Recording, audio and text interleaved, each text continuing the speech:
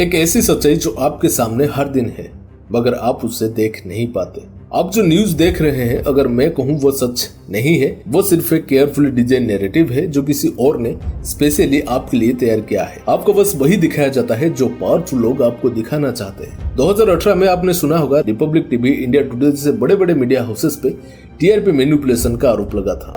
Republic TV cheated Bharat by paying for TRPs. For 400 rupees, that's monthly payment if he played Republic on his television, even if he wasn't watching. And the Mumbai police has intensified its probe into Republic TV's fake TRP racket. Mumbai police has just addressed a press conference where they pointed fingers at a massive fake television rating points or TRP fixing scandal. TRP घपला एक scam जिसमें आपको झूठी news दिखाकर आपके emotion से खेला गया, आपको गुस्सा दिलाया गया, डराया गया और एंटरटेन किया गया ताकि रेटिंग बढ़े और बहुत सारे पैसा छपे। याद है 2020 का टीआरपी स्कैम, जब मुंबई पुलिस ने एक्सपोज किया था कि बड़े न्यूज चैनल ने अपने रेटिंग बढ़ाने के लिए लोगों को पैसे देके टीवी चालू रखवाया था। अगर टीआरपी के लिए मीडिया इतना गिर सकता है तो सोचिए जो असली पावर, असली पैसा उनके ऊपर है वो आपको क्या ही दिखाते होंगे। क्या आपको लगता है जो आप देखते हो, सुनते हो, सोचते हो वो सारा कुछ सच है या सिर्फ एक केयरफुली रिटन स्क्रिप्ट है जिसके थ्रू आपके माइंड को कंट्रोल किया जाता है, आपको मैनिपुलेट किया जाता है। इसलिए सिर्फ आज थ्योरी नहीं बल्कि रियल लॉजिक के ऊपर बात करेंगे जो कि शायद ही आपको पता होगा और जो मीडिया कभी नहीं चाहेगी ये सब आपके सामने आए।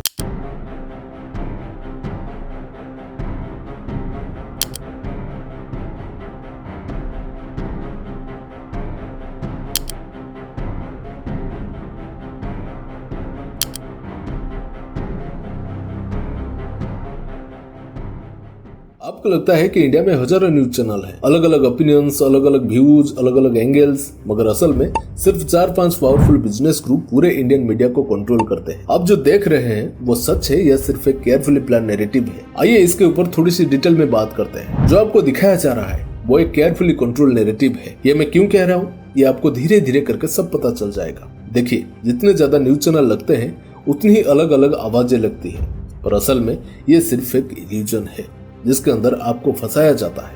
पहले इस बात को प्रूव कर लेते हैं। एक वक्त था जब एनडीटीवी एक इंडिपेंडेंट न्यूज चैनल माना जाता था। इन्वेस्टिगेटिव जर्नलिज्म, टफ क्वेश्चन और पावर को चैलेंज करने की वजह से एनडीटीवी का एक अलग ही रेपुटेशन था। फिर 2022 में एडानी ग्रुप ने एनडीटीवी का हॉस्टाइल टेकओवर कर लिया और तब से इस चैनल का पूरा एडिटोरियल स्टैंड ड्रास्टिकली चेंज हो गया। पहले एनडीटीवी गवर्नमेंट को क्रिटिसाइज करने के लिए जाना जाता था, पर टेकओवर के बाद इसकी टोन शिफ्ट हो गई। अब एनडीटीवी गवर्नमेंट सपोर्ट में रिपोर्टिंग करता है। एनडीटीवी पर गवर्नमेंट के कंट्रोवर्सी ऑलमोस्ट जीरो है। और एक बात, टेकओवर के तुरंत ही बाद एनडीटीवी से कुछ बड़े जर्नलिस्ट ने सेल्फ रिजाइन कर दिए थे क्योंकि उन्हें एडिटोरियल फ्रीडम खत्म होती दिख रही थी। बड़े नाम जो उस वक्त एनडीटीवी को छोड़कर चले गए थे वो थे रवीश कुमार जी जो कि सीनियर जर्नलिस्ट थे, श्रीनिवासन जैन जी जो कि इन्वेस्टिगेटिव जर्नलिस्ट थे, निधि राजदन जी जो कि सीनियर एंकर थी और सोनिया सिंह जी जो कि एडिटोरियल डायरेक्टर थी। और सिर्फ एनडीटीवी ही नहीं, ये पैटर्न हर जगह दिख रहा है। बड़े बिजनेस ग्रुप मीडिया को कंट्रोल कर रहे हैं, नैरेटिव को ट्विस्ट कर रहे हैं और सच को फिल्टर करके पब्लिक के सामने प्रेजेंट कर रहे हैं क्योंकि मीडिया को डेमोक्रेसी का फोर्थ पिलर माना जाता है जिस पर आप आंख मूंद कर यकीन कर सकते हो। और जहां पर पब्लिक का आंख बंद हो जाती है उनको किसी भी चीज का यकीन आसानी से दिलाया जा सकता है। और यही सबसे बड़ी रीजन है कि मीडिया को गवर्नमेंट और कॉर्पोरेट सेक्टर कंट्रोल करना चाहते हैं। यहाँ पर एक बड़ा सवाल उठता है, जब एक बिजनेस टाइकून न्यूज मीडिया का मालिक बन जाए तो वो क्या सच दिखाएगा? आइए इस बात को कुछ एग्जाम्पल के थ्रू समझते हैं। जैसे कि मुकेश अंबानी के पास सिर्फ रिलायंस जियो नहीं बल्कि इंडिया के सबसे बड़े मीडिया हाउसेस भी है। मतलब एक तरफ इंटरनेट प्रोवाइडर उनका और दूसरी तरफ कंटेंट भी उन्हीं का है। तो क्या आपको सच दिखाया जाएगा? कुछ बात पर आपने शायद ही गौर किया होगा कि जियो आने के बाद मीडिया में रिलायंस के अगेंस्ट रिपोर्टिंग कम हो गई। अंबानी फैमिली के कंट्रोवर्सी पर कवरेज ऑलमोस्ट जीरो है। एडानी ग्रुप के टेकओवर के बाद एनडीटीवी के एडानी रिलेटेड नेगेटिव कवरेज बंद हो गया। और इन सब से क्या साबित होता है?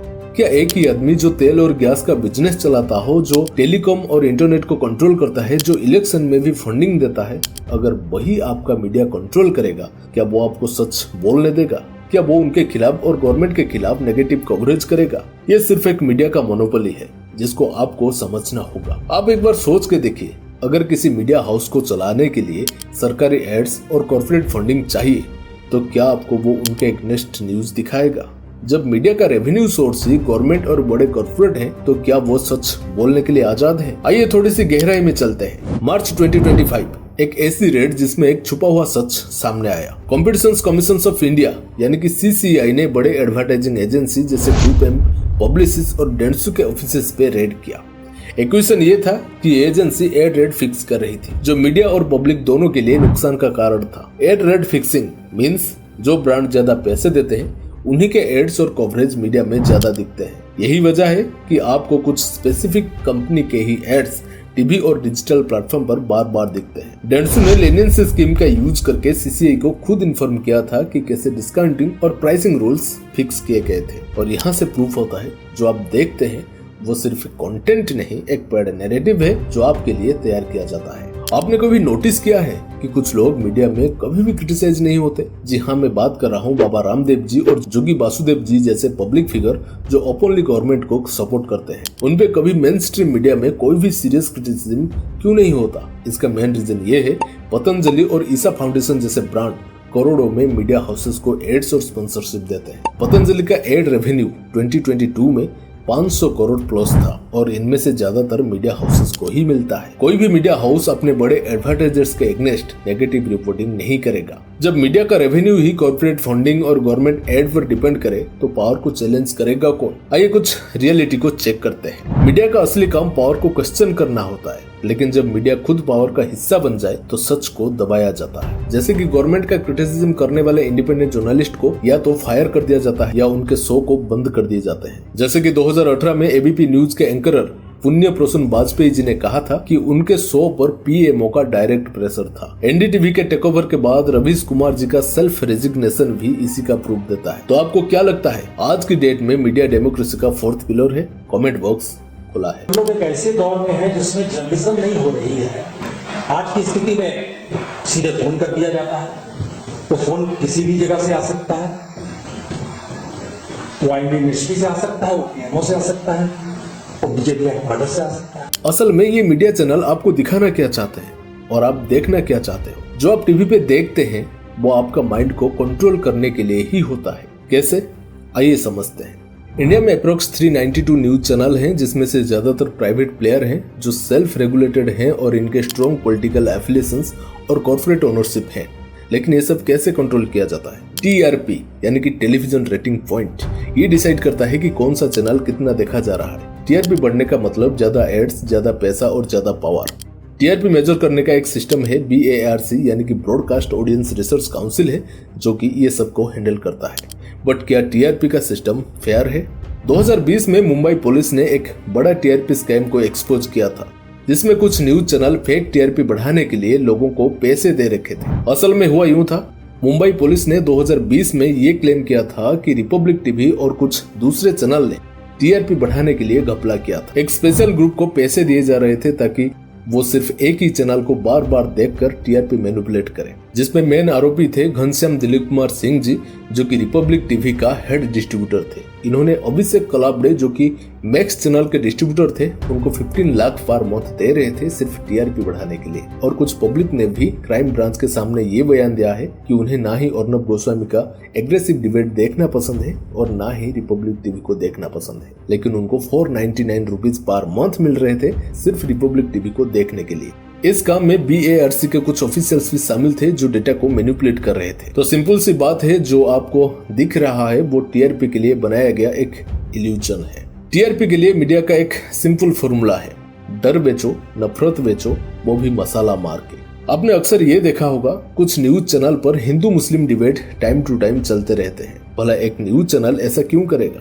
उसको चाहिए क्या होता है? बेसिकली इस तरह की कंटेंट में अक्सर लोग इमोशनल हो जाते हैं और टीवी पे चिपके रहते हैं और यही आपके इमोशन को कंट्रोल किए जाते हैं। और कुछ चैनल में आपको क्राइम सिनेरियो बार बार दिखाया जाता है। ऐसे हेडलाइन का यूज किए जाते हैं जो सिर्फ फियर एंड शॉक को क्रिएट करते हैं, जैसे कि बच्चों का किडनैपर्स का गैंग आ गया, एलियन अटैक, या सिर्फ चाइना ने अटैक कर दिया उस देश पर, ऐसा कुछ। बॉलीवुड गॉसिप और स्कैंडल को भी मीडिया जम के यूज करता है। सुशांत सिंह राजपूत केस में मीडिया का ओवर कवरेज या दीपिका पादुकोण का ड्रग्स कनेक्शन TRP बढ़ाने के लिए एक बेस्ट मीडियम रहा है। लेकिन मीडिया देश के अंदर असली प्रॉब्लम्स को देखकर भी नजर हटा लेता है। इसके ऊपर हम आगे बात करेंगे। मीडिया टीआरपी के लिए एक साइकोलॉजिकल वॉर खेल रहा है जिसमें आपकी इमोशन को मैनिपुलेट की जाती है। अब आपको शायद ही रियलिटी दिख रहा होगा, आपको जो दिखाया जा रहा है वो सच नहीं, सिर्फ एक मैन्युफैक्चर रियलिटी है। 2018 में एक BARC के एक्स एम्प्लॉय ने क्लेम किया था कि टीआरपी के डेटा को मैनिपुलेट किया जाता है। एक स्टडी के मुताबिक 75% प्राइम टाइम न्यूज डिबेट में सिर्फ रिलीजन या नेशनलिज्म के अराउंड ही होती है। BARC का कंट्रोल गवर्नमेंट और कॉर्पोरेट लॉबी के हाथ में होता है जो डिसाइड करते हैं कि आपको क्या दिखाना चाहिए। तो जब आप टीवी पे कोई भी ब्रेकिंग न्यूज देखते हैं तो सोचिए, क्या ये सच है या सिर्फ एक टीआरपी स्टंट। जब मीडिया कंट्रोल हो तो नुकसान किसको होता है? अगर मीडिया सच को दबाने लगे तो सबसे बड़ा नुकसान किसको होता है? आम इंसान को होता है, आपको होता है। रियल इश्यू कवर ही नहीं होते, पब्लिक को गुमराह किया जाता है। क्या आपने नोटिस किया है कि प्राइम टाइम डिबेट्स में रियल इशू हमेशा बैकग्राउंड में चले जाते हैं? जैसे कि जॉब्स का क्या? इंडिया में अनएम्प्लॉयमेंट रेट 2024 में 8.2% तक पहुंच गया, लेकिन ये न्यूज मीडिया का मेजर इशू नहीं बना। एजुकेशन सिस्टम का क्या? जबकि इंडिया में 2025 में 35% इंजीनियरिंग ग्रेजुएट्स एम्प्लॉयबल नहीं है, लेकिन मीडिया पे सिर्फ बॉलीवुड कंट्रोवर्सी चल रही है। Farmer protest, railway privatisation, inflation, ये सब कहाँ है प्राइम टाइम पे? जब पब्लिक को असली मुद्दों से दूर रखा जाए तो पावर का मिसयूज और भी बढ़ता है। आइए समझते हैं मीडिया को कैसे मिसयूज किया जाता है। अप्रैल 2021 भारत का हेल्थ केयर सिस्टम कोलैप्स हो रहा था।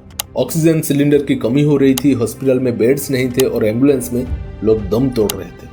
पर मीडिया का फोकस कहीं और था, जैसे कि कांग्रेस टूल किट स्कैम। उस वक्त रूलिंग पार्टी के सपोर्टिंग मीडिया हाउसेस ने कांग्रेस टूल किट एक्सपोज करने की कोशिश की।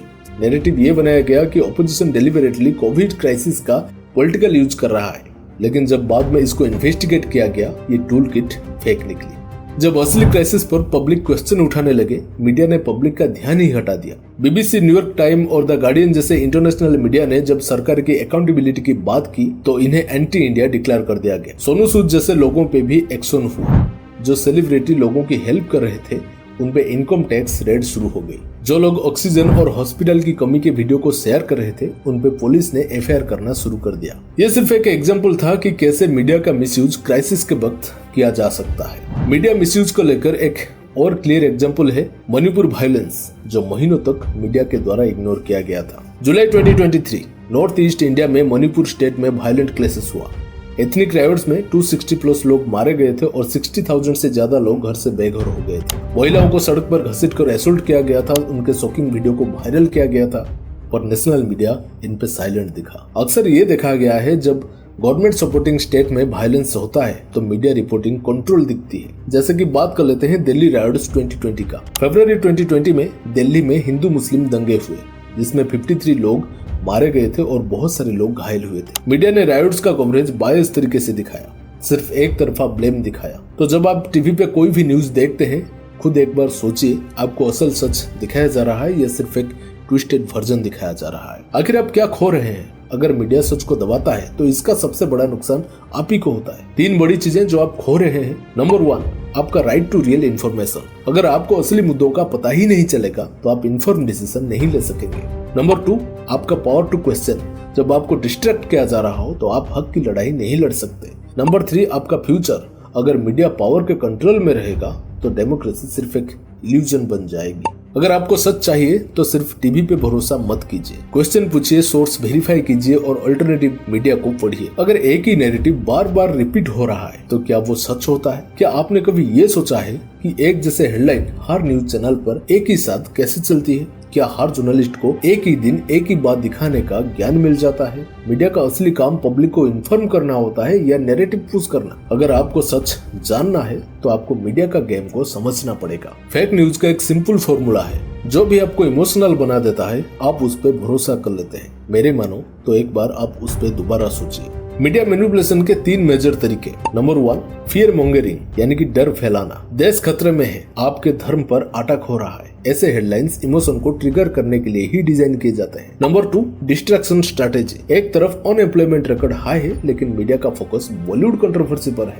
गवर्नमेंट अकाउंटेबिलिटी की सवाल उठे तो मीडिया ने किसी और टॉपिक पर डाइवर्जन क्रिएट कर देता है। नंबर 3, हाफ ट्रूथ, यानी कि आधा सच आधा झूठ। एक तरफा रिपोर्ट जिसमें सिर्फ एक ही साइड का सच दिखाया जाए, दूसरी साइड का नहीं। अब जितनी बार आउटरीच करेंगे टीआरपी उतनी ही ज्यादा बढ़ेगी और पैसा उतनी ही ज्यादा छपेगी। मीडिया मैनिपुलेशन से कैसे बचें? अगर आप एक्चुअल में सच जानना चाहते हैं तो ये स्टेप फॉलो करें। एक ही सोर्स से न्यूज मत देखा कीजिए। इंडियन और इंटरनेशनल सोर्सेस को कंपेयर कीजिए। अगर एक ही न्यूज सिर्फ एक तरफ से दिख रही हो तो उस पे सवाल उठाइए। इंडिपेंडेंट जर्नलिस्ट को सपोर्ट कीजिए। जहां कॉर्पोरेट या पॉलिटिकल फंडिंग नहीं है वहां सच की प्रोबेबिलिटी ज्यादा होती है। The Wire, Scroll, Newslaundry, NewsClick ये प्लेटफॉर्म मेन स्ट्रीम नैरेटिव के अलावा रियल ग्राउंड रिपोर्टिंग ज्यादा दिखाते हैं। फैक्ट चेकिंग ऐप को यूज करें। Alt News, Boom Live, Factly ये पोर्टल फेक और मैनिपुलेटेड कंटेंट को एक्सपोज करते हैं। आखिर में मैं यही कहूंगा, मीडिया एक पावरफुल टूल है। अगर ये सच दिखाए तो डेमोक्रेसी स्ट्रांग होता है।